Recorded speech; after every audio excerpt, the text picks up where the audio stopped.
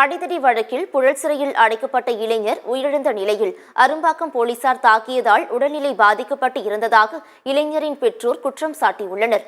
அரும்பாக்கம் பகுதியைச் சேர்ந்த யாபேஷ் என்ற இளைஞர் அடிதடி வழக்கில் கைது செய்யப்பட்டு கடந்த 29ஆம் தேதி புழல் சிறையில் அடைக்கப்பட்டார்.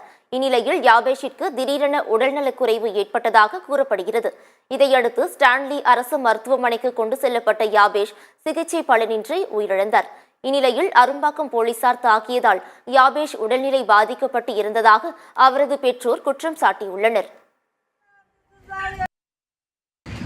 2 பேருக்கும் ஞாயிற்றுக்கிழமை நைட்டு சும்மா வாய் சண்டை தான் ஆச்சு சார். வேறு பெருசாக கூட சண்டை நடக்கலை. மறுநாள் காலையில் என்ன பண்ணாங்க, போலீஸ் வந்து கம்ப்ளைண்ட் இட்டுன்னு போனோம். நாங்கள் சொன்னோம், எதுவும் தப்பு செய்யலையே சார், அவனை ஏன் இட்டுன்னு போகிறீங்கன்னு. இல்லை, விசாரித்து நாங்கள் அனுப்பிச்சிடுறோம்னு சொல்லிட்டு அழைச்சின்னு போனாங்க சார். அவங்க அந்த அடி வாங்கின பையனை அவங்க அம்மா எல்லாம் வாபீஸ் வாங்குறேன்னு சொன்னாங்க.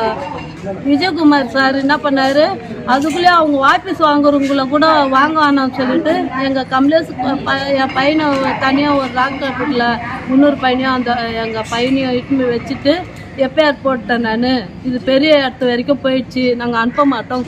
அவரு தான் பண்ணதே, இது போலீஸுக்காரங்க பண்ண வேலை. என்கிட்ட எங்கள் பையன் சொன்னான், வெளியிலாம் சொல்லாதீங்கன்னு சொல்லிட்டாங்க, மிரட்டினாங்க. அப்படி சொன்னேன்னா உன்னை வந்து வேற கேஸில் போட்டு உன்னை வெளியில் வர விடாமல் ஆக்கிடுவேன் சொன்னேன்னு சொன்னாங்க.